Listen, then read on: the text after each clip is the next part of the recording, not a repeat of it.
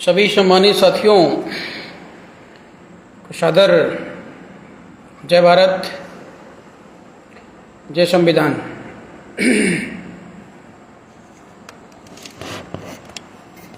सभी लोग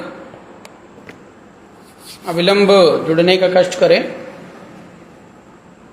और आज बहुत ही इम्पोर्टेंट, बहुत ही गंभीर मुद्दे के साथ आपके बीच में उपस्थित हूँ। जो भी साथी जुड़ रहे हैं एक बार स्पष्ट करें कि आवाज़ हमारी आप तक पहुँच रही है। थोड़ा देहात एरिया में हूँ, नेटवर्क की प्रॉब्लम हो सकती है। जय भारत विनोद जी, अरविंद जी, आवाज़ हमारी स्पष्ट आ रही है? हेलो, हाँ सर जी, हाँ हाँ, कहाँ का क्या प्रोग्राम? हाँ करो ना, ठीक। तो मौर्य धीरज जी, जय सम्राट, संतोष जी, जय भारत।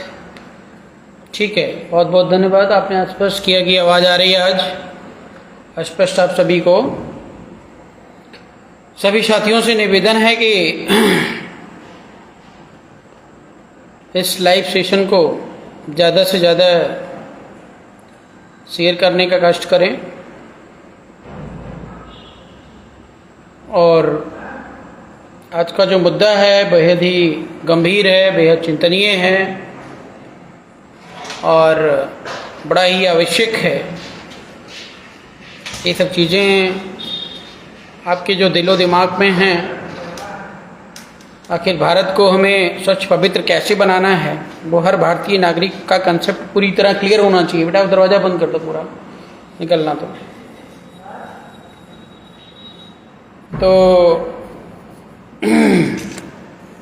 हर भारतीय नागरिक को देश की वास्तविकता से रूबरू होना बहुत ज़रूरी है। साथियों, आज सबको पता है, आपने देखा भी होगा कि अगर कोई अच्छी बात तो फेसबुक पर या कहीं किसी पोस्टर के माध्यम से शेयर कर दिया जाए तो वो उतना तेज़ी के साथ वायरल नहीं होती है जितना तेज़ी के साथ लड़ाई झगड़े, दंगे फसाद, मारपीट, चोरी, बदमाशी, षड्यंत्र भरी योजनाएं, बम पटाखे जो फूट रहे होते हैं, इंडिया पाकिस्तान, मतलब जितनी तेज़ी के साथ ये सब चीज़ें शेयर होती हैं और लोग इंटरेस्ट लेते हैं, वो शायद अच्छी बातों में नहीं लेते हैं। हमारे देश में बहुत सारे ऐसे महापुरुष हुए हैं जिन्होंने सब कुछ स्पष्ट कह दिया है, हमको कहने की ज़रूरत नहीं है, लेकिन फिर भी उसको ना मानना, उनके हुए बताए हुए मार्ग पर ना चलना, झूठ, पाखंड, चमत्कार, आडंबरों में लिप्त रहना, ये कहीं ना कहीं इस देश के पिछड़ेपन का मेन कारण है। और उसके बाद जब कहीं पर इस प्रकार की घटना हो रही होती है, जहाँ पर आपका अपमान हो रहा होता है, जहाँ पर आपका शोषण हो रहा होता है, तो ऐसी स्थिति में आप जो है दूसरे को जिम्मेदार ठहराते हैं। ऐसी स्थिति में आप दूसरे को जिम्मेदार ठहराते हैं। आखिर साथियों, जैसा कि आप सबको पता है कि अभी हाल में एक घटना इटावा में घटित हुई है और बहुत तेजी के साथ सोशल मीडिया पे सब लोग अपनी अपनी टीआरपी बढ़ा रहे हैं। और आज मैंने देखा कि इस समय बड़े सक्रिय हैं मिस्टर स्वामी प्रसाद मौर्य जी, और काफी तेजी के साथ हर कार्यक्रम आयोजन में पहुंचने का ड्रामा चल रहा है। और उन्होंने 1 घंटे लगभग लाइव होकर के इस प्रोग्राम को कवर किया है और बहुत कुछ बताने का प्रयास किया है।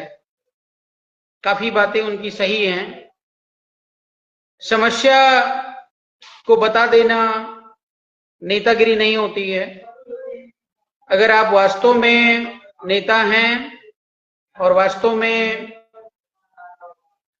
आप कुछ कर रहे हैं समाज और देश के लिए, तो निश्चित तौर पर आपके पास पूरा का पूरा ब्लूप्रिंट होना जो है बहुत ही इंपॉर्टेंट है कि अगर समस्या है तो उसका समाधान कब और कैसे होगा। लेकिन मैं दावा करता हूं इस देश के अंदर कोई भी राजनीतिक पार्टी हो और चाहे कोई भी नेता हो, किसी के पास देश की समस्या के समाधान का ब्लूप्रिंट नहीं है। बस नेता बने घूम रहे हैं और गलती जो है हमारे देश और समाज की, आम जनता की है कि जो किसी नेता का परख या उसको नेता मानने का जो तौर तरीका है वो उसको उसके रुपए पैसे, उसके शान शौकत और उसकी भीड़ को देख करके करता है, और जिसके चंगुल में वो फिर से फंस जाता है और फिर से वो शिकार होता है। साथियों, आज जो घटना की मैं चर्चा करने जा रहा हूं और उसका जो मूल कारण है, समस्या है और उसका समाधान है, उस पर मैं फोकस करूंगा।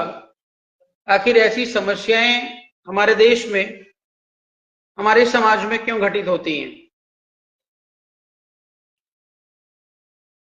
सबसे पहले तो मैं पूरे देशवासियों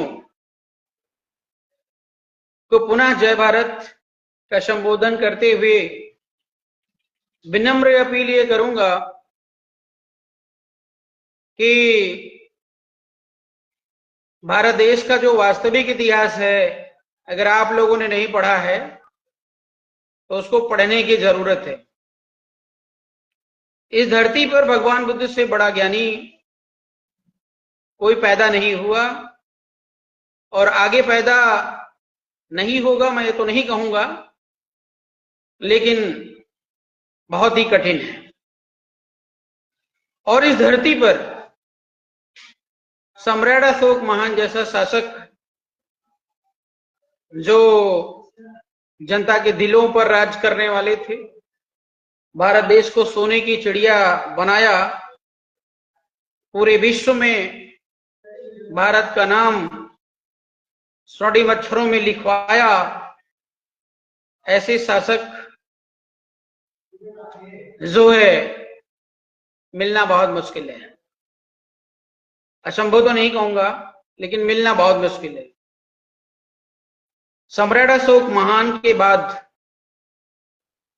आज तक मैं खुद किसी भी शासक से, चाहे वो आजादी के बाद के सत्तासीन रहे हों और या कोई आक्रमणकारी रहे हों या कोई अन्य राजा रहे हों, हम उनसे कभी संतुष्ट नहीं हुए और ना ही उनसे हम शिक्षा और दीक्षा लेते हैं। क्योंकि आज बात सामाजिक न्याय की है।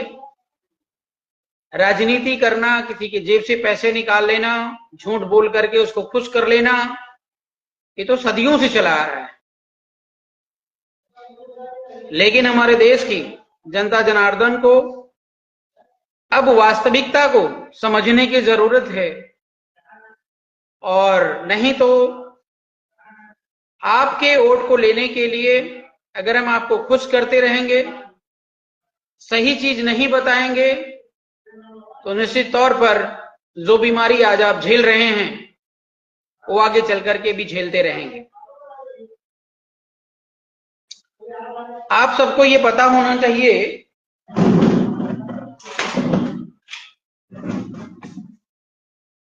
आप सबको ये पता होना चाहिए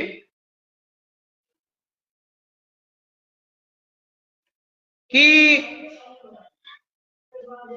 इस देश के अंदर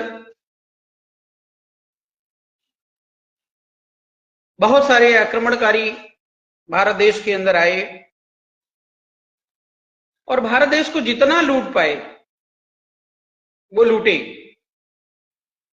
आखिर भारत में ही आक्रमणकारी क्यों आते थे? भारत देश सोने की चिड़िया थी, ये छुपी तो बात नहीं है।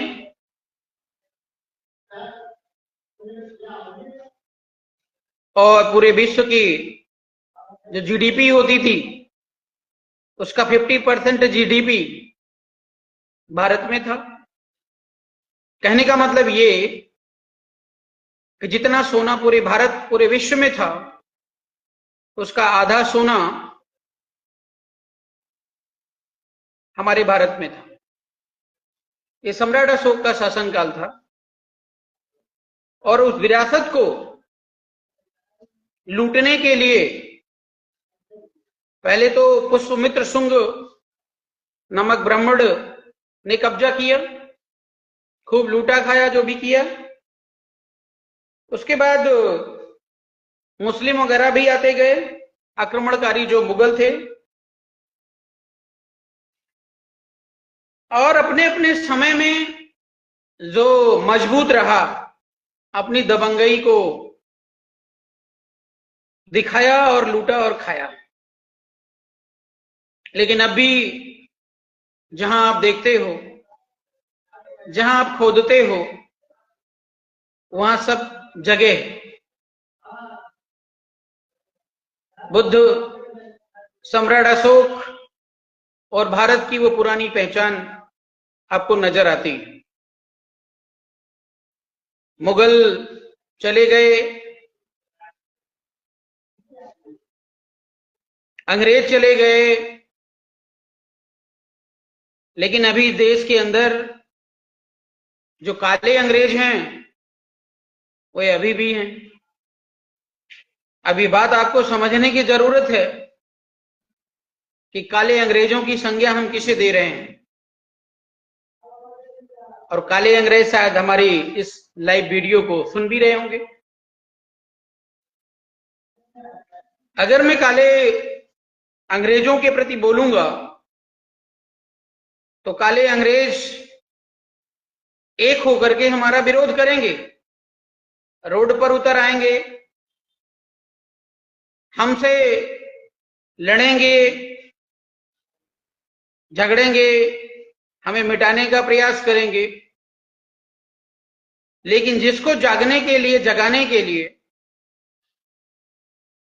हम काले अंग्रेजों का नाम ले रहे हैं, वे इस कान से सुनते हैं, इस कान से निकाल देते हैं, उनको कोई फर्क नहीं पड़ता है। इन्हीं काले अंग्रेजों ने ये देखा कि हमको भारत देश को लूट करके भागना नहीं है, हमको यहीं पर लूटना है, यहीं पर रहना है और यहीं पर शोषण करना है, यहीं पर खाना है। ऐसे काले अंग्रेज अपनी चालाकी और चतुराई के बल पे आज सत्तासीन है, आज भारत देश की सरकार बना के बैठे हैं। और हमारे देश में बहुत सारे ऐसे अंधभक्त हैं जो दिन रात उनकी तपस्या कर रहे हैं। ऐसे ही काले अंग्रेजों ने देखा, समझा कि इस देश को गुलाम कैसे बनाया जाए, क्योंकि अंधभक्त जो होते हैं वे अंधभक्त बाजुओं से, ताकत से, किसी दबाव में आकर के नहीं बनाए जाते हैं। जो अंधभक्त बनाए जाते हैं वे अंधभक्त मानसिक गुलाम बना करके पैदा किए जाते हैं, अर्थात बनाए जाते हैं। तो ऐसे काले अंग्रेजों ने उनके दिलो दिमाग में देवी देवता जो कि काल्पनिक क्योंकि अगर वे भगवान बुद्ध की बात उस समय भी होती थी, करने वाले करते रहे हैं, लेकिन भगवान बुद्ध का जो ज्ञान है वास्तव में वो एक बुद्धिमान प्राणी ही एक्सेप्ट कर सकता है, समझ सकता है और उस मार्ग पर चल सकता है। लेकिन ये जो चमत्कार को नमस्कार करने वाला जो तौर तरीका है, रामायण जैसा महाकाव्य, महाभारत जैसा महाकाव्य लिखने वाले कौन से लोग थे?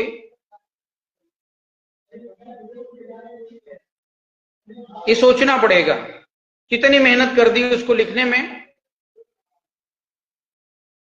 और ये सबको पता है कि ये काल्पनिक ग्रंथ है, इसका कोई अस्तित्व तो नहीं है, ना किसी का जन्म का प्रमाण है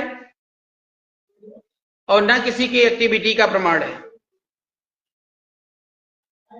समाज में अगर इसी चीज को बताने जाओगे कि ये सब काले अंग्रेजों की देन है, जो भारत देश में एक बीमारी की तरह, एक कोढ़ की तरह लगी हुई है, और जब तक इनका बोलबाला रहेगा तब तक हमारे देश का जो युवा है वो फल फूल नहीं सकता है, वो स्वतंत्र रूप से नहीं जी सकता है, स्वतंत्र रूप से अपना निर्णय नहीं ले सकता है, स्वतंत्र रूप से खुली हवा में सांस नहीं ले सकता, क्योंकि पद पैदा होते ही उसके दिलो दिमाग में काले अंग्रेजों की जो थीम है, काले अंग्रेजों का जो प्रोपेगेंडा है, वो उनके दिमाग में डाल दिया जाता है। क्योंकि हमारा जो यहाँ के मूल निवासी लोग हैं वे वास्तव में यहाँ के है ही हैं। कहते हैं जो मालिक होता है वो लापरवाह भी हो जाता है। मौर्य वंश का जो पतन हुआ था वो मुख्यतः इसी कारण से हुआ था कि ये हमारी विरासत है, कौन ले जाएगा, हम यहाँ के रहने वाले हैं, हमें कौन भगाएगा। और इसी लापरवाही के चलते जो साजिशकर्ता होते हैं, जो विदेशी नीति पर आधारित काम कर रहे होते हैं, वे सक्रिय होते हैं, और जो यहाँ के मूल निवासी होते हैं वे लापरवाही में उनके गुलामी कर रहे होते हैं और पेट भर के खाना खा रहे होते हैं, सो रहे होते हैं। ये हालत मौर्य समाज की है। ये आए दिन हत्याएं हो ही रही हैं, अभी मैं उस टॉपिक पर ही आऊंगा। लेकिन जो कांड आपके इटावा में हुआ है वो यादव समाज पर हुआ है। तो यादव समाज पर अगर हुआ है तो मौर्य समाज या कोई अन्य समाज के लोग ये ना समझें कि ये घटना आपके साथ नहीं होगी, और उस घटना को अंजाम देने का जो काम है, जो मेरा सर्वे है मैं आपको बता रहा हूं, वो टोटल और टोटल आरएसएस का जो है साजिश और प्लानिंग थी। क्योंकि आप सबको पता है कि जो मैंने आपको बात बता दी कि रामायण महाभारत एक काल्पनिक ग्रंथ है और इसमें जितने भी पात्र हैं वे वास्तविक नहीं है। कोई पूजा कर रहा है, कोई मंदिर बना के कर रहा है, मैं किसी की भावना आहत नहीं करूंगा, बाकी जिसकी इच्छा हो केस करवा सकता है, स्वतंत्र है। लेकिन जो सच है वो सच है। हर जाति बिरादरी के देवी देवताओं का गठन हुआ इस देश के अंदर, तो यादव के खाते में श्री कृष्णा जी आ गए। और आज मैं गारंटी से कहता हूं 80 to 90% लोग, 80% यादव श्री कृष्णा को अपना बाप समझते हैं। जब श्री कृष्णा को अपना बाप समझते हैं तो अगर ब्राह्मण उनको मूत्र से पवित्र कर रहा है उनको नहला रहा है, धुला रहा है, बाल छिलवा रहा है, तो इसमें कोई गलती नहीं है। क्योंकि जब दोष हमारे में हो तो दूसरों को क्या कहना। ब्राह्मणों की बातों को उन्होंने एक्सेप्ट कर लिया कि कृष्ण हमारे प्रभु हैं, हमारे ईश्वर हैं और हमारी बिरादरी के हैं। तो उसी कृष्ण कथा को करने के लिए यादव ने सोचा कि क्यों ना हम ही इस कारवां को आगे बढ़ाएं। तो जो कारवां वो बढ़ा रहे हैं, वो कारवां अपना नहीं बढ़ा रहे हैं, वो कारवां ब्राह्मणों का ही, मीन्स काले अंग्रेजों का ही बढ़ा रहे थे। अब काले अंग्रेजों का जब कारवां बढ़ा रहे थे तो काले अंग्रेजों ने इनका एक दायरा फिक्स कर रखा है कि तुम्हारा ये रेंज है, इसी के अंतर्गत ही रह करके तुम काम कर सकते हो। लेकिन जो यादव समाज के लोग थे, उन्होंने कृष्णा को छोड़ने के बजाय अपना करके और अपना जो सांप्रदायिक कर्मकांड होता है उसको करने में लग गए। यह बात धीरे धीरे ब्राह्मणों अर्थात काले अंग्रेजों में पहुंच गई। अच्छा नहीं लगा, साजिश बनी और इनको एक भागवत कथा में बुलाया गया। आप सबको पता है कि ज्यादातर जो काले अंग्रेज कैटेगरी में हैं, वे ब्राह्मण का जो भागवत कथा है वो सुनते नहीं है, सुनाते हैं। कभी अपने घर पे करते नहीं है, दूसरों के घर पे करवाते हैं। लेकिन बताया गया है कि उस ब्राह्मण ने अपने घर में यादवों को बुलाता है और ये कर्मकांड करवाता है। करवाने के बाद पता चलता है कि नहीं, ये पंडित जी ना होकर के ये ब्राह्मण हैं, तो आरएसएस वाले हॉबी हो जाते हैं। और उसके बाद जो है भरी सभा में लोगों के बीच में सामाजिक रूप से यादव भाई के सिर मुड़वा करके, पेशाब पिलवा करके, छिड़क करके अगले की जो है इंतहा बेइज्जती, पूरे यादव समाज की बेइज्जती की जाती है। पूरे भारत की बेइज्जती की बात करूंगा, यादव की ही बात नहीं करूंगा, क्योंकि ये तो बस कैटेगराइज हैं, सब लोग अपनी अपनी जातियों में बिजी हैं। तो इस प्रकार से जब देखा गया कि जो है योगी आदित्यनाथ जी, आरएसएस वालों का, काले अंग्रेजों की बेइज्जती हो जाएगी बुरी तरह से, समाज थू थू करने लग जाएगा, तो वहीं पर जो ब्राह्मण परिवार होता है वो सीधे सीधे ब्लेम कर देता है, करवा देता है अपनी पत्नी से, जो मुस्कुराते हुए बयान दे रही है कि यह जो है जो टीम थी कथा कहने वाली, उस टीम ने हमारे साथ छेड़छाड़ किया है। तो बस आगे क्या है, हो गया और मामला जो है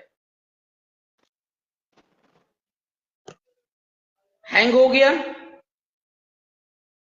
एक मिनट, मामला हैंग हो गया।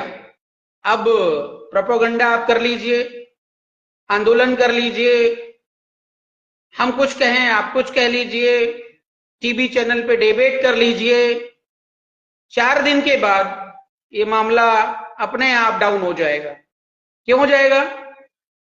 क्योंकि इटावा के बाद बाराबंकी में, बनारस में, कहीं और पर इससे बड़ी घटना हो जाएगी। कोई रेप कांड हो जाएगा, कोई अन्य खेल कांड हो जाएगा, तब तक ये मामला जो है साइलेंट मोड में आ जाएगा। और हमारा जो उत्तर प्रदेश का समाज है वो दूसरे मामले के लिए फिर गिनती करना शुरू कर देगा, बहस करना शुरू कर देगा, हाय तौबा करना शुरू कर देगा। यही चल रहा है पिछले 78 सालों से, समाधान नहीं है। इसमें जो ये आरएसएस वालों ने इस प्रकार की अभद्रता करने का प्रयास किया है, उसका मुख्य कारण है योगी आदित्यनाथ। उनको पता है कि इस समय मामला, इस समय मतलब उत्तर प्रदेश में जो सरकार है, योगी आदित्यनाथ जी की सरकार है, योगी आदित्यनाथ जी की सरकार में रहते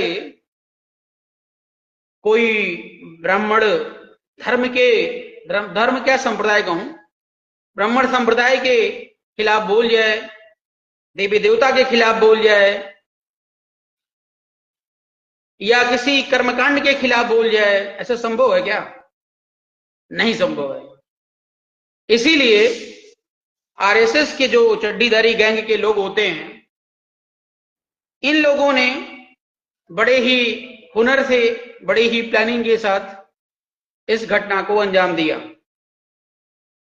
लोग बहुत सारे आरोप प्रत्यारोप लगा रहे हैं कि यादव जी की साजिश है या किसी और की साजिश है, अखिलेश जी की। मैं इन सब चीजों में नहीं जाता। ये सीधा सीधा जो है काम आरएसएस वालों का है, और उन्होंने सत्ताधारी अर्थात मिस्टर योगी आदित्यनाथ जी के सानिध्य में ये हुड़दंग करने का जो है काम किया है, और सामाजिक रूप से आपको दबाने का काम किया है, आपको अपनी औकात बताने का काम किया है। ऐसे में अखिलेश यादव की जो जिम्मेदारी है वो तो अभी डिस्कस करेंगे हम, लेकिन यूपी में जितने भी यादव भाई, यादव जाति के लोग, क्योंकि यादव कैटेगरी का अपमान हुआ है, अन्य का तो सम्मान हुआ है, क्योंकि हमारे देश में चलता रहा है कि जब एक मारा जाता है तो दूसरा देख रहा होता है और कहता है कि ये तो मेरे घर में तो लड़ाई हो नहीं रही है, तो मैं बोलूंगा क्यों, और जब मेरे घर पे आएगा तो मैं देखूंगा तो अगला शांत हो जाएगा। ये टेंडेंसी जो है बहुत पहले से चली आ रही है। तो चलो मान लेता हूं कि मैं यादव की लड़ाई है, तो देश के अगर सारे यादव बिरादरी के लोग, प्रदेश के, देश की तो छोड़ दो, देश को अलग पॉइंट आप दे दो, मैं सिर्फ प्रदेश की बात करता हूं। अखिलेश यादव जो मैं बोल रहा हूं, ये अखिलेश यादव नहीं बोलेंगे, क्योंकि उनके अंदर ये क्षमता नहीं है, किसी भी नेता में क्षमता नहीं है। मैं कहता हूं कि अगर सभी यादव भाई वास्तव में इस मुंडन का, इस अपमान का बदला लेना चाहते हैं, तो आज ही और अभी तुरंत हिंदू संप्रदाय को त्याग दो। और क्यों त्याग दें? क्योंकि ओरिजिनली आप बुद्धिस्ट हैं, ध्यान रखिएगा, आपका इतिहास भगवान बुद्ध से जुड़ा हुआ है। सारे यादव हिंदू संप्रदाय, धर्म नहीं बोलूंगा, अभी स्वामी जी बोल रहे थे, अभी उस पर आऊंगा मैं, हिंदू संप्रदाय का त्याग कर दो, बस अखिलेश यादव भी कंट्रोल में आ जाएंगे। और ये जितने काले अंग्रेजों ने आपका अपमान किया है और जो भी फटर फटर कर रहे हैं इधर उधर, वे सबके सब कंट्रोल में आ जाएंगे। क्योंकि जो इनकी दुकानें हैं वो तुम्हारे से चल रही हैं।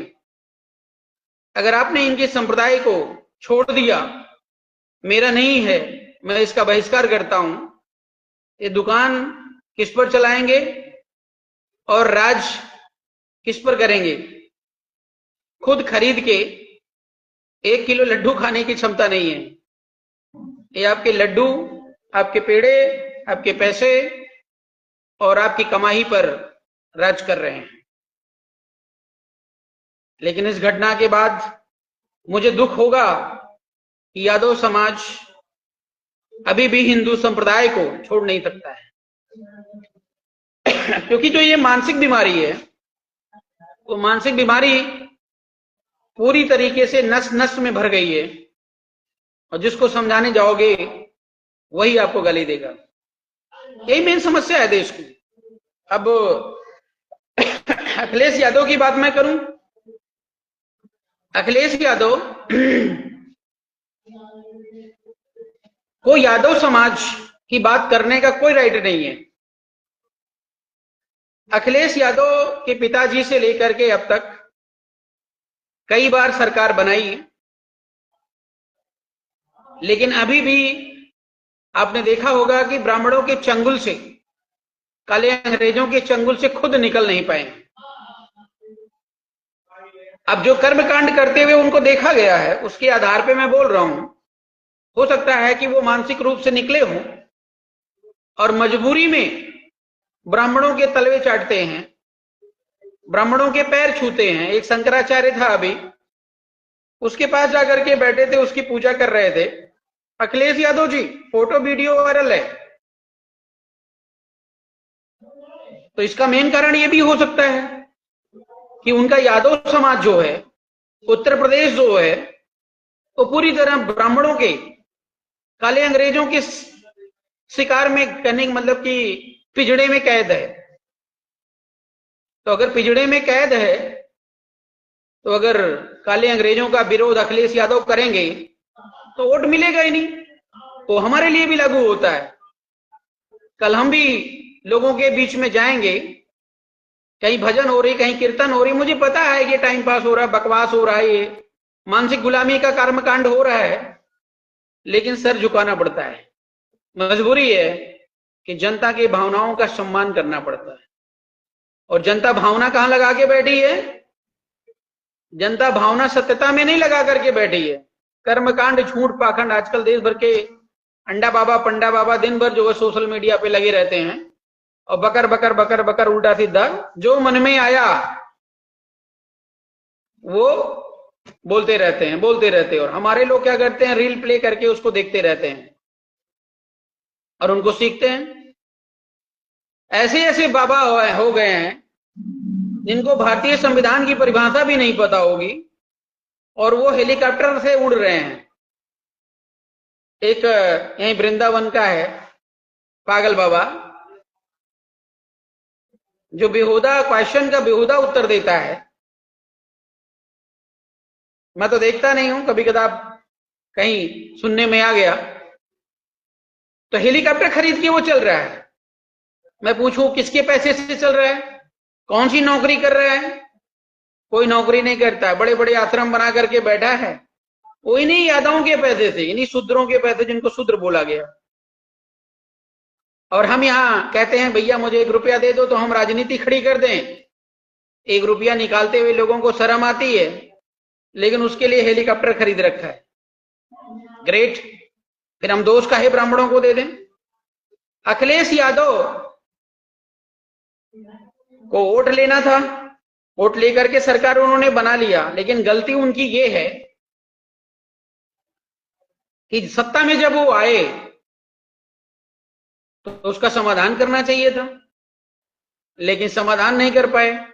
इसका मतलब क्या है? इसका मतलब यह है कि वे खुद उस मानसिक बीमारी से ग्रसित हैं। बहन जी की सरकार आई, बहन जी कोई समाधान नहीं निकाल पाई। अगर समाधान निकाल पाती तो आज जो देखने को मिल रहा है ये देखने को नहीं मिलता। जितने सारे शासक आते हैं वो ये सोच रहे हैं अगली सरकार हमारी कैसे बनेगी। अरे मूर्खों, सरकार क्यों बनाने की चिंता कर रहे हो? तुम काम करो ना। सरकार तो बनती बिगड़ती रहेगी, काम लोगों का याद रहता है। मायावती की सरकार 4 बार बनी या 1 बार बनी, मैटर वो नहीं करता है। मैटर ये करता है कि मायावती ने किया क्या,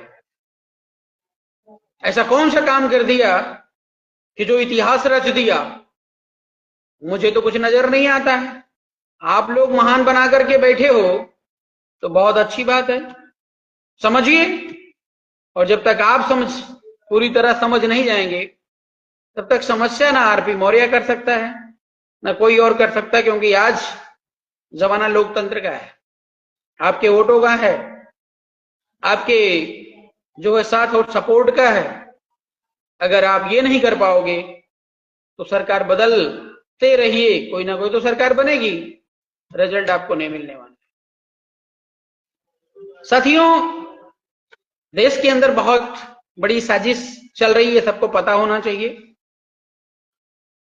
और इस साजिश का जो मेन कारण है कि इस देश के अंदर कोई भी पार्टी ऐसी नहीं है कि जो उस साजिश को ट्रैक कर पाए। उस साजिश को कंट्रोल कर पाए, कोई पार्टी नहीं है।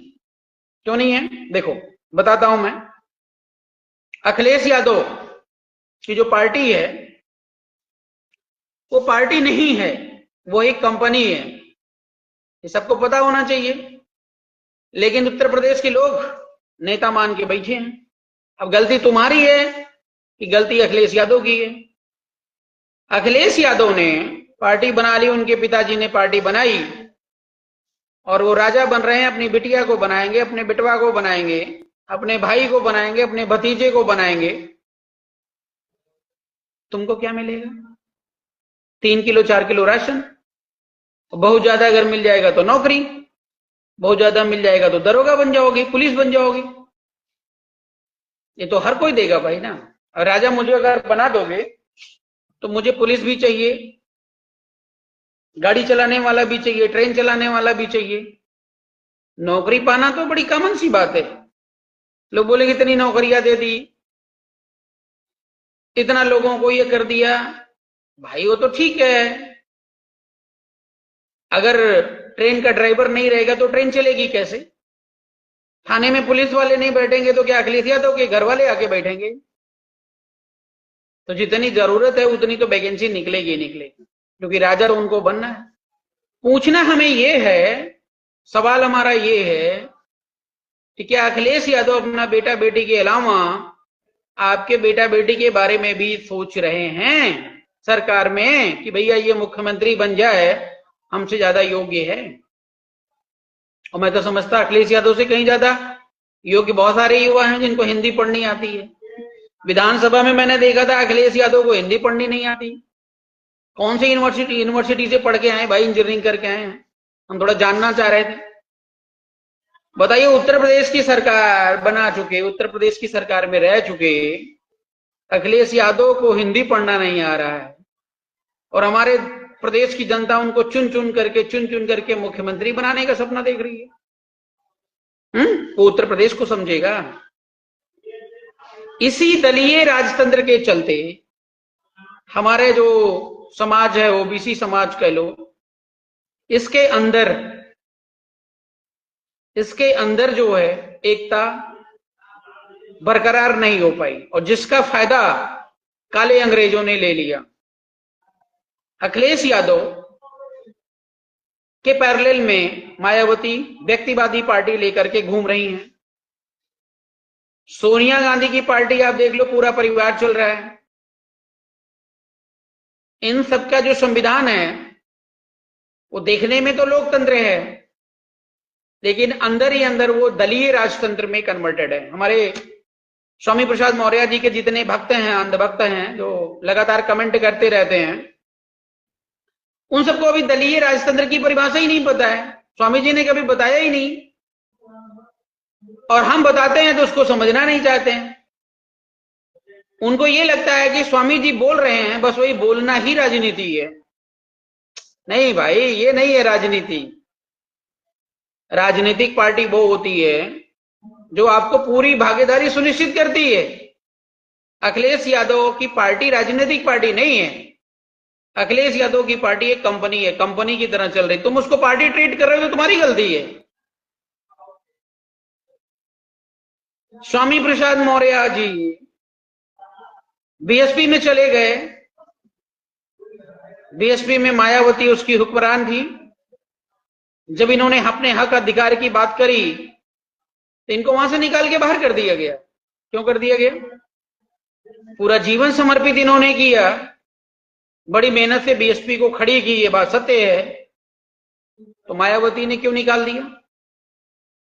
क्वेश्चन, सवाल खड़ा होता है। और अगर मायावती ने निकाल दिया तो स्वामी प्रसाद मौर्य जी ने कहीं जाकर के किसी से शिकायत की कि भाई मुझको यहां से पार्टी से निकाला जा रहा है? ऐसा किसी पार्टी में कोई प्रावधान ही नहीं है बीआरपी के अलावा कि अगर आपको पार्टी से बाहर निकाल दिया जाए तो आप जाकर के कहीं कंप्लेन करोगे। बीआरपी में ऐसा है। इसीलिए बीआरपी दावा करती है भारत देश को फिर से सोने की चिड़िया बनाएंगे। अगर स्वामी प्रसाद मौर्य जी की गलती नहीं थी, बहन जी की गलती थी, तो बहन जी को पार्टी से बाहर करना चाहिए था। ऐसी कोई कमेटी वहां पर नहीं थी, ऐसी कोई कमेटी वहां पर नहीं बनी थी कि जो यह निर्णय कर पाए कि कौन गलत और कौन सही, और हर जाति बिरादरी की भागीदारी को सुनिश्चित कर पाए।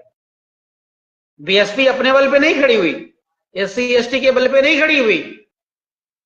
बीएसपी जो है को खड़ी करने में ओबीसी की बहुत बड़ी भूमिका रही, जिसमें मौर्य समाज के दो नेता स्वामी प्रसाद मौर्य जी और बाबू सिंह कुशवाहा जी, दोनों लोगों की अहम भूमिका थी। स्वामी प्रसाद मौर्य जी निकले पार्टी से, बाबू सिंह कुशवाहा जी निकले।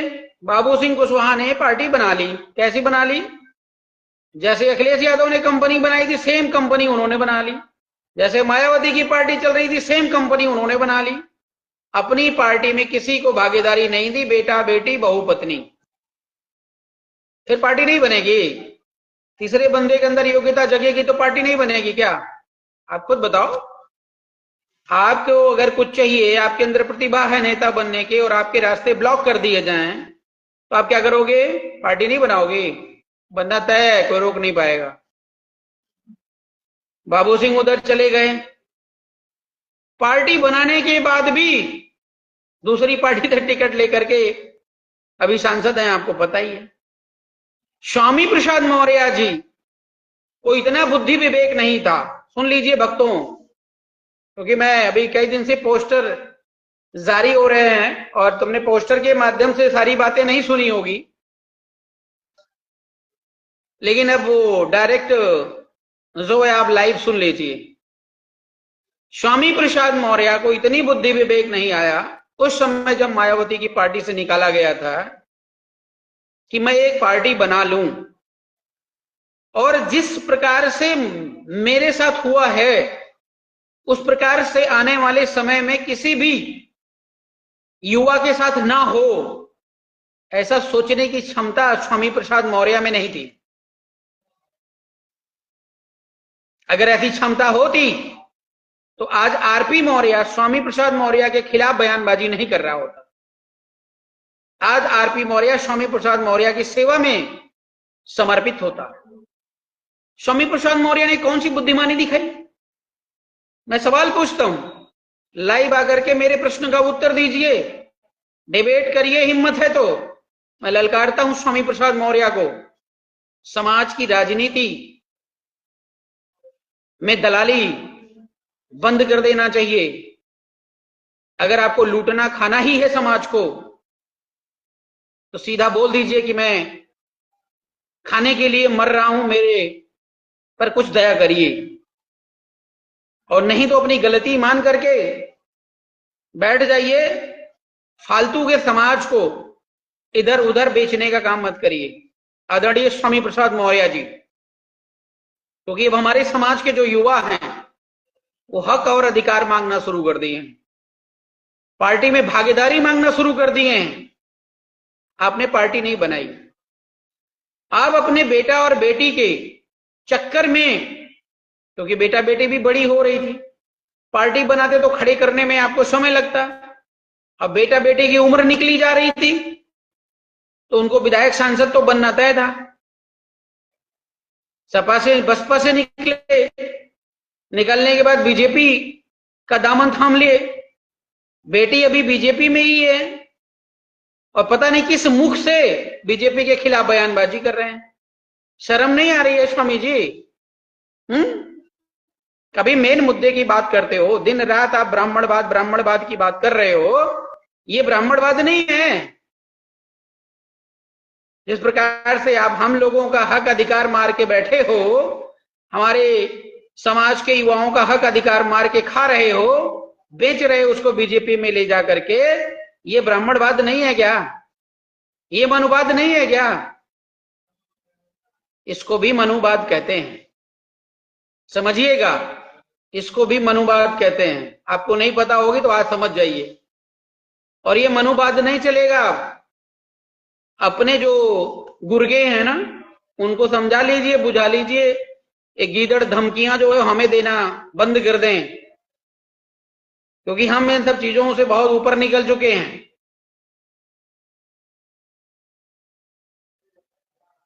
बदायूं में 14 दिन तक जेल में रहा। हमारे 3 साथी जेल में रहे, और उसके पीछे कौन थी? बदायूं की सांसद संघमित्रा। उसके पीछे कौन था? वहां का वर्तमान जो कैंडिडेट बीजेपी का है। बताइए, आपकी बिटिया ने हमारे साथ क्या किया? आपकी बिटिया मौर्य समाज की है, मौर्य समाज की थी ना, अब तो स्वर्णकार हो गई, वो तो बात अलग है। आगे क्या होगी मुझे नहीं पता, लेकिन अपनी बिटिया से ये क्वेश्चन करना कि जब वो सांसद थी तो आरपी मौर्य वहां से चुनाव लड़वा रहा था, तो उसने क्या मदद करी मेरी? क्या मदद करी? एक बार पूछना जरा। वो आरपी मौर्य का समाधान ढूंढ रही थी, क्योंकि मैं समाज का तो था नहीं, मैं मौर्य तो था नहीं। मौर्य केवल तुम हो, तुम्हारा परिवार है, और तुम्हारा घर परिवार पूरे मौर्य समाज का ठेकेदार है। यही सत्य है ना? 14 दिन तक जेल में रहा।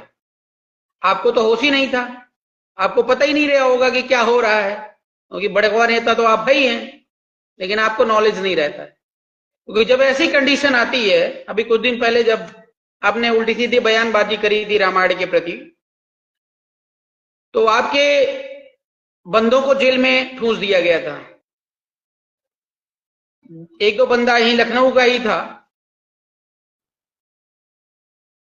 वो जब आपके पास फोन किया तो आपने उससे बोला कि अभी जो हो रहा है होने दीजिए, सत्ता आएगी तो मैं बताऊंगा।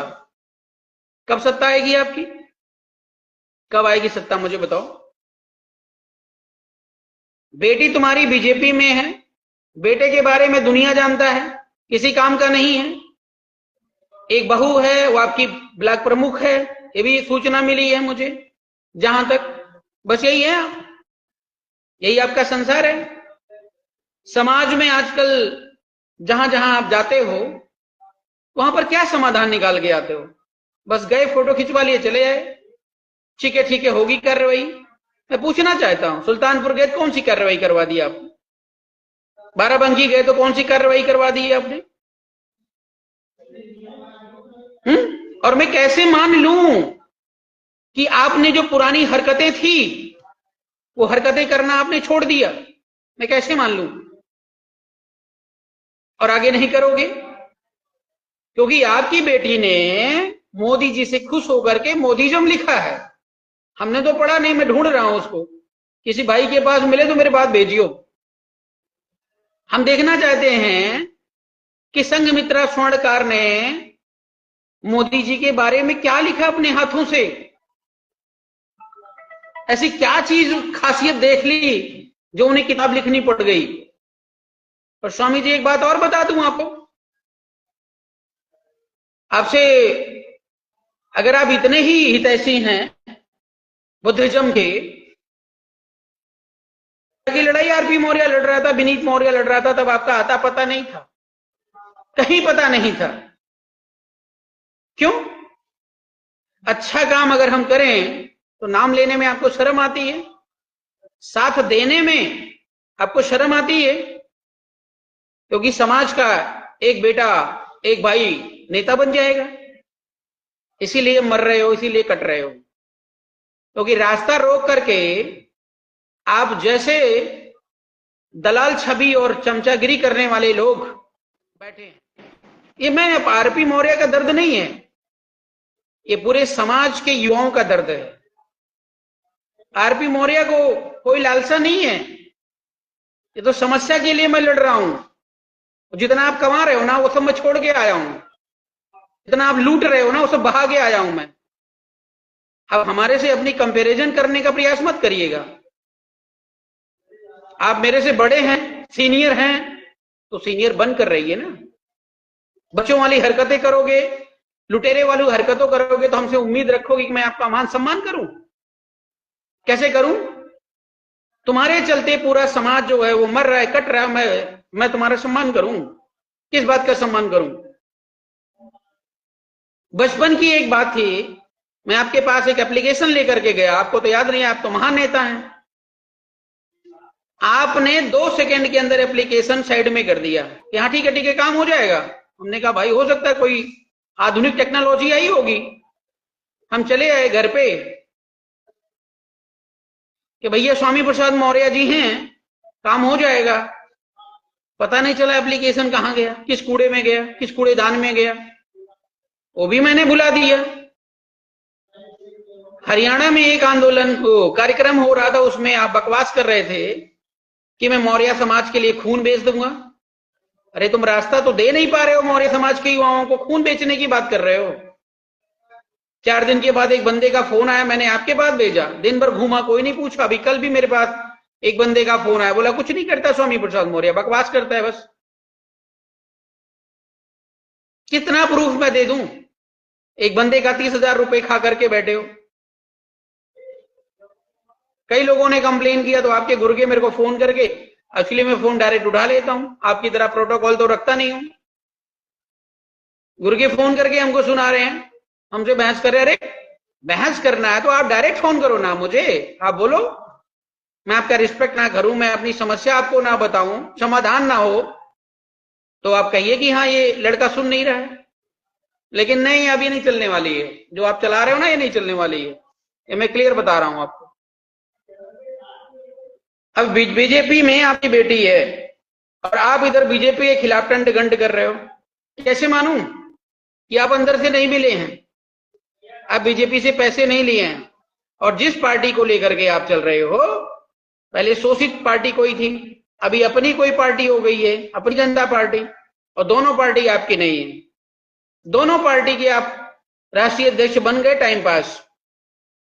कल आप इस पार्टी को लात मार, जब आप जो सपा को लात मार सकते हो, बसपा को लात मार सकते हो, बीजेपी को मार सकते हो मौका परस्त होकर के, तो इन दोनों पार्टियों की क्या औकात है?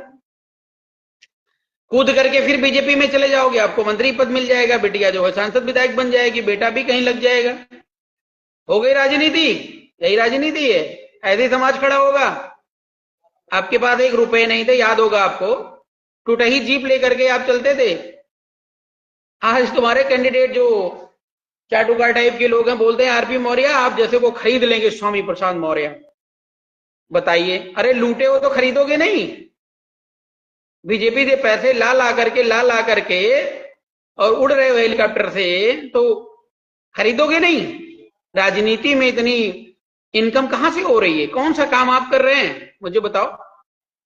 कौन सा धंधा है, कौन सा बिजनेस है? या जो जाके कहीं कोई किसी की डेथ होती है, 1 लाख रुपए आप दे करके आते हो, 50,000 रुपए दे, क्यों दे करके आ रहे हो? तुम्हारे 1,50,000 से उनका घर चल जाएगा। अरे जब तुम मंत्री थे, जब तुम शासन सत्ता में थे, कोई ऐसा नियम कानून बनाया होता जिसके चलते उनको 50 लाख मिलते, उनको तुरंत आम लाइसेंस मिलता, उनको तुरंत जो है न्याय मिलता, तत्काल न्याय मिलता, कोई मर्डर ना होता, तब तो हम समझते। तुम्हारे 1 लाख रुपए देने से जो है उनका भला हो जाएगा। अगली बिटिया मर रही है, अगले का जो मर्डर हो रहा है, फिर वहां जाओगे, फिर वहां जाओगे, यही राजनीति चमका रहे हो। और जितने लोगों को लेकर के आपने अभी कौन सा मोर्चा बनाया, कोई मोर्चा बनाया, उसका कोई टर्म कंडीशन आपने पब्लिश किया कि भैया इन आधार पे मैं इनको ले रहा हूं, मैं ये कंक्लूजन कर रहा हूं? सारे जितने आए उन्होंने कह दिया चलो स्वामी जी मुख्यमंत्री बने, हम तुम्हारे साथ लग जाएंगे।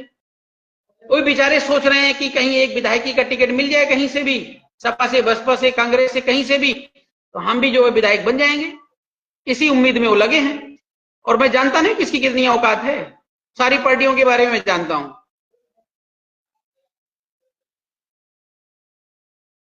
आपने कहीं स्टैंड होने का, खड़े होने का कोई ऐसा लिखित प्रमाण दिया है कि आप सुधर गए हो?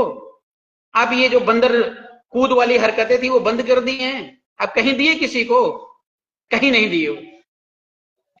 आप पहले अपने उन साथियों को दीजिए, और उन साथियों से पहले ये जो है क्या कहते हैं, उनको भी ये कमिटमेंट करिए कि हम मनुवाद ब्राह्मणवाद के खिलाफ लड़ रहे हैं, ठीक है ना? और जिसके साथ गठबंधन होता है उससे भी लिखवाओ अखिलेश यादव हो, मायावती हो, कोई और हो, कि हम इनके खिलाफ लड़ रहे हैं और धुआंधार बल्लेबाजी करेंगे। ये नहीं कि चार लोग वहां बोल रहे थे, एक पीछे से जाकर के वहां पैर छू रहा है। तब होगी राजनीति, तब होगी वास्तविक लड़ाई। और ये चप्पड़ गंजू वाली जो लड़ाई है ना, पर्दे के पीछे से कुछ और आगे से कुछ और, पीछे से कुछ और, जो चल रहा है और जो चला रहे हो पिछले अपने राजनीतिक जीवन में, इससे समाज सुधरने वाला नहीं है और ना आपका जो विरोधी है उसको शिकस्त मिलने वाली है। लगातार तो हॉबी हो जा रही है। बताइए, आपके ही जीवन काल में बीजेपी जीरो से हीरो बन गई। आप क्या कर रहे थे? कौन सा समाज का नेतृत्व कर रहे थे? केशव प्रसाद मौर्य बीजेपी में वोट लेकर के जा रहे हैं, आप क्या कर रहे हो? शर्म आनी चाहिए।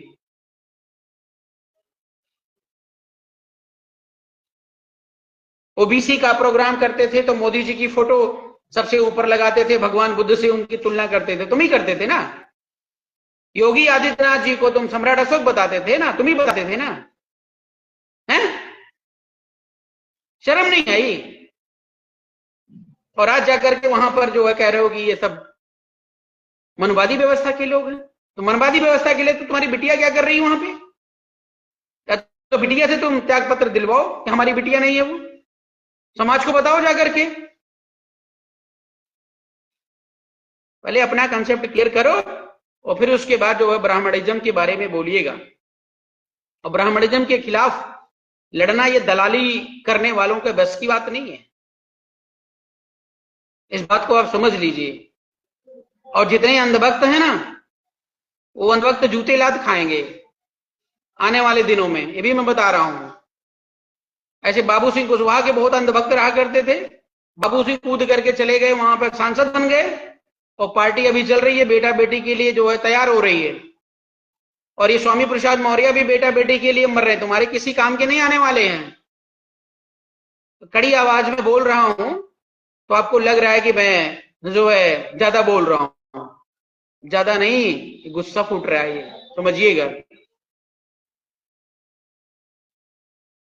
और जब तक आप दलाल सोच लेकर के खड़े रहोगे ना, मतलब वो गुलामी वाली सोच, बाबूजी साहब जी करते रहोगे, तब तक ये आपके हैं। और जिस दिन आपने कह दिया नहीं मेरा भी बेटा बड़ा हो गया, उस दिन आप देखिएगा। अगर ये आपके हो जाए तो बताइएगा मुझे। भारतीय राष्ट्रीय पार्टी का गठन इसीलिए हुआ है कि भारत देश के अंदर अगर मोदी जी को मींस बीजेपी को ट्रैक करना है, आरएसएस को ट्रैक करना है, तो केवल भारतीय राष्ट्रीय पार्टी। क्यों? भारतीय राष्ट्रीय पार्टी ने समाधान निकाला है। जो यहाँ पे जातियां में बांट बांट करके राजनीति हो रही है ना, उन जातियों को हमने जोड़ लिया है। हमारे यहाँ यादव भी राष्ट्रीय अध्यक्ष होता है, मौर्य भी होता है, वर्मा भी होता है, हर जाति बिरादरी के लोग होते हैं। आइडियोलॉजी कौन सी? आइडियोलॉजी कौन सी? वही भारतीय संविधान, और कोई आइडियोलॉजी नहीं। जो भारतीय संविधान को मानता है वो ब्राह्मण हो, क्षत्रिय हो, वैश्य शूद्र, मैटर नहीं करता, वो सबका बीआरपी में स्वागत है। और जो नहीं मानता है वो जाए पाकिस्तान, हमको नहीं लेना देना है। पार्टी चला रहे हो,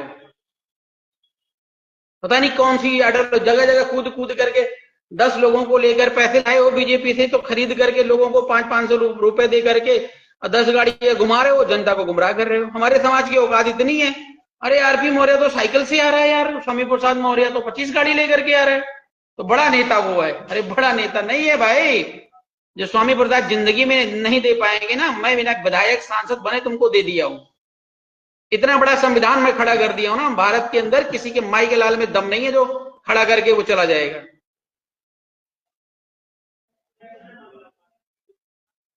ये समाज को समझने की जरूरत है। और दलाल आजकल के छोटे बड़े हर कैटेगरी के दलाल हैं। कांसीराम जी ने किताब लिखी थी, मैं कांसीराम से भी संतुष्ट नहीं हूं। मान्यवर सब लोग कहते होंगे मायावती को हुक्मरान बना के चले गए। क्यों बना के चले गए भाई? तुमने एससी एसटी ओबीसी की बात करी ना, एससी एसटी ओबीसी की बात कहां है तुम्हारी पार्टी में? तुमने एक लड़की को जो है उसका हुक्मरान बना के चले गए। ये दलीय राजतंत्र नहीं है क्या? आज स्वामी प्रसाद मौर्य जी अपने लाइव डिबेट में बोल रहे थे, लाइव सेशन एक लेकर बैठे थे और बीपी तो थोड़ी हाई थी लेकिन बोल रहे थे स्वामी जी, धर्म और संप्रदाय में अंतर समझ लीजिए, आपको नहीं पता होगा। इस पूरे यूनिवर्स का जो धर्म होता है ना, वो एक ही होता है, जिसे भगवान बुद्ध ने दिया है। कुछ हद तक आपने सही बोला है, मानवता जो है और सभी का भला हो, लेकिन बार बार आप हिंदू धर्म बोल रहे थे, ये गलत है, ये गलत है, सुधारिए। आप जैसे लोगों के मुंह से अच्छा नहीं लगता है। हिंदू जो है ना, वो मात्र एक संप्रदाय है, मुस्लिम मात्र एक संप्रदाय है, ईसाई मात्र एक संप्रदाय है। इनको धर्म की संज्ञा कभी देने की आप जो है हिम्मत और हौसला मत दिखाइएगा। एक ज्ञान की बात बता रहा हूं मैं आपको। कुछ लोगों को बुरा लगेगा, तो सच बात तो बुरी लगती है। ये सारे के सारे जो है बुद्धिज्म से निकले और अपनी अपनी कैटेगरी बनाकर अपने अपने तरीके से जो है पेश करने लगे। तो कुछ अच्छाइयां भी हैं तो कई सारी बुराइयां भी हैं। लेकिन बुद्धिज्म में कौन सी बुराइयां हैं, कोई बता के दिखाए। आजकल गधे ऐसे भी हैं जो कहते हैं नहीं, बुद्धिज्म में भगवान बुद्ध बोलते हैं कि नहीं किसी की हिंसा मत करो, ये भी एक बुराई है। ले, तो ऐसे गधों को कौन समझाएगा। हम पूरा दिन रात तन मन धन से लग करके समाज के लिए जो है बेहतर करने का प्रयास कर रहे हैं। एक दो संगठन वाले हैं, पता नहीं क्या है, वो स्वामी जी के दलाल हैं, चमचे हैं, वो पोल खोल का एक बना रखे हैं। अपनी पोल तो खोल नहीं सके, हमारी पोल खोलने चले हैं और उसमें लिख रहे हैं कि भाई आरपी मौर्य तुम्हारी पोल खोल लेंगे, रिलीज करेंगे, वीडियो करें। अरे ससुरे, आरपी मौर्य जो है ना खुली किताब है। मैं तुम्हें नहीं, भारत देश की बड़ी बड़ी एजेंसियों को चैलेंज कर रहा हूं कि पोल खोल के दिखाएं हमारी पोल। तो पोल कुछ होगी तो खुलेगी ना। खुली किताब की तरह तुम्हारे सामने बैठे तुम मेरी पोल खोल रहे हो। ये सपना देखना बंद करो और काम करो। अगर कर रहे हो तो वास्तव में अगर सम्राट अशोक का राज की आप लड़ाई लड़ रहे हो तो आप ईआरपी को समझिए, ठीक है ना। हमारी आपसे कोई लड़ाई नहीं है, हमारी लड़ाई उससे है कि जो किसी का हक अधिकार मारता है। स्वामी प्रसाद मौर्य ने हमारे समाज के युवाओं का हक अधिकार मारा है। जैसे ब्राह्मण जो है तुम्हारा हक अधिकार मांगता है, तुमको शूद्र बना के रखता है, तुमको गुलाम बना के रखता है, तुम्हारे जो है हिस्से की रोटी खा जाता है, वैसे स्वामी प्रसाद मौर्य समाज के युवाओं का और बहनों भाइयों का जो हक अधिकार मार के खा रहे हैं। ये ब्राह्मणवाद नहीं है, ये मनुवाद नहीं है। इसको रोकेगा कौन? वही हाल अखिलेश यादव का है, वही हाल मायावती का है, वही हाल अभी नई नई जो पार्टी लेकर आए भैया चंदू भैया आए हैं। कुछ लोग बोले कि भाई अरे चंदू बहुत अच्छा काम कर रहा है, भाई उसके पीछे भीड़ लग जाती है। आरएसएस वाले लगे हैं चंदू के पीछे, आरएसएस वाले चंदू के पीछे लगे हैं। हर चीज का प्रमाण मैं लेकर के आपके बीच में आऊं। हमको कहीं देखा दलाली करते हुए? कहीं देख भी नहीं पाओगे। अभी जब चुनाव हो रहा था लोकसभा का, उस लोकसभा के चुनाव में बदायूं में बीजेपी वाले जैसे लग रहा है कि सारा जो है अपना टूर लेकर के उतर गए हैं। किसके खिलाफ? आरपी मौर्य के खिलाफ। कुछ लोग कहेंगे 1500 वोट पा रहे। भाई मैं लड़ ही नहीं रहा था चुप वोट के लिए, इस बार लड़ूंगा, इस बार का वोट काउंट कर लेना। हमारा तो उद्देश्य था कि बदायूं से बीजेपी को स्विच ऑफ करना, तो उसके लिए हम वोट पोलराइज कर रहे थे।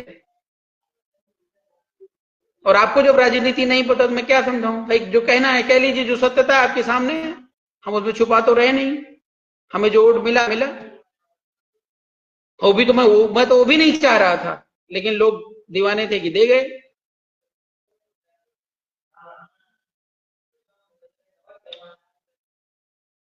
तो मेरा यही निवेदन है, उत्तर प्रदेश ही नहीं पूरे देश के साथियों से। आए दिन घटनाएं हो रही हैं और ये घटनाएं ठीक है, आप विरोध करिए, प्रदर्शन करिए, सब जायज है, लेकिन वास्तव में समाधान क्या है, इस पर काम करने की जरूरत है। और वास्तव में समाधान बीआरपी के अलावा किसी के पास स्वामी प्रसाद मौर्य के बड़बोलेपन पर अपना टाइम खराब मत करिए। वो एक ऐसी शख्सियत हैं इस समय कि जो बीजेपी से आए हुए हैं और उत्तर प्रदेश की 2027 की राजनीति में मुजरा करने के लिए उनको बीजेपी वालों ने भेजा हुआ है कि जब तुम कहीं कुछ होगा तो इधर उधर जा करके मुजरा करिएगा और मुजरे से टीवी चैनल वाले आपको फटाफट ट्रैक करेंगे और समाज के लोग कूदा कादी करके कि परिवर्तन हो रहा है और जगह जगह अपना कैंडिडेट खड़ा करिए। 10% 20% वोट का अगर डायवर्जन आपने कर लिया तो बीजेपी सरकार फिर से बन जाएगी। ये बाप बेटी और बेटे का यही मुख्य लक्ष्य है। अगर ये लक्ष्य नहीं है तो स्वामी प्रसाद जी मौर्य मैटर को डिस्क्लोज करिए, ओपन करिए, खुल करके आइए, लाइव डिबेट करिए पब्लिक डोमेन में और फिर मोर्चा बनाइए, हम भी आपके साथ। अभी मत बोल देना कि आपके कितने लोग साथ हैं। कितने लोग हो, लोग से नेता नहीं बन जाते भाई। हाँ, मैं मानता हूं कि तुम पूरी जिंदगी निकाल दी है तो लगता है समर्थक आपके ज्यादा हो मेरे से, लेकिन बात समर्थक ही नहीं होता तो फिर ऐसे तो मोदी जी के समर्थक ज्यादा हो जाएंगे, फिर तो आप उनमें जाके विलय हो जाइए। बात विचारों की है और विचारों, कार्यों, नीतियों, सिद्धांतों की जब बात करोगे तो तुम मुझसे धनी नहीं हो, ये बात मैं गारंटी से बोल रहा हूं। हमारे सामने आप भिखारी हो।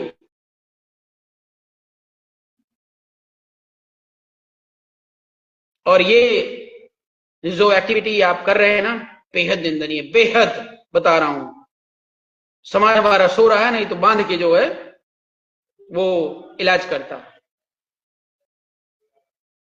इसका फायदा आप ले रहे हो। तो साथियों, बड़ी लंबी चर्चा हो गई है और माफी चाहता हूं अगर कुछ अपशब्द निकला हो हमारे मुख से, लेकिन ये समाज का जो दर्द है ना, ये जो सहता है वही समझता है। कभी कभी ऐसी मजबूरियां आ जाती है ना, सर का सामने वाले का गला काट दूं, लेकिन सारा गुस्सा घोल के पीना पड़ता है।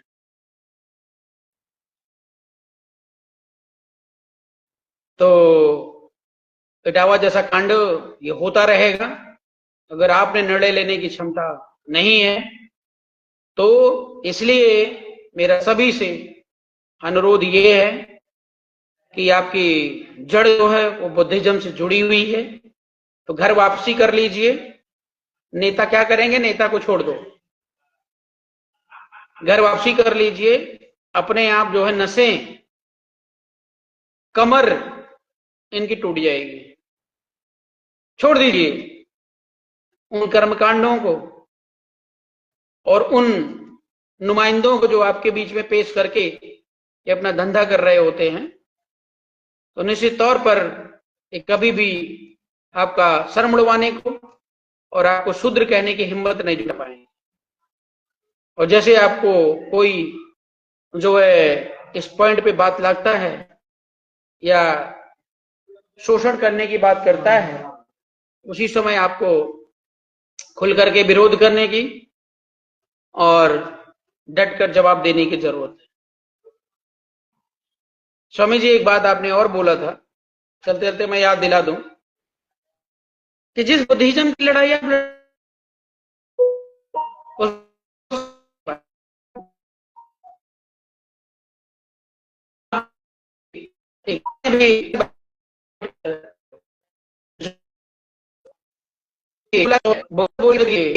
धर्म में पैदा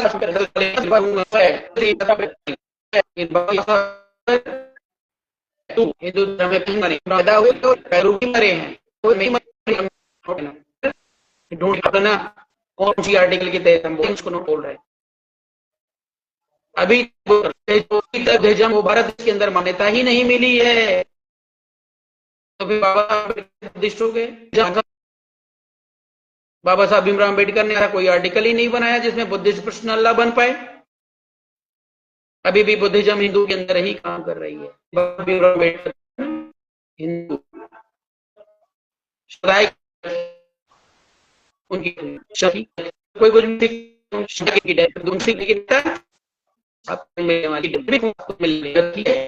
तो क्या लेता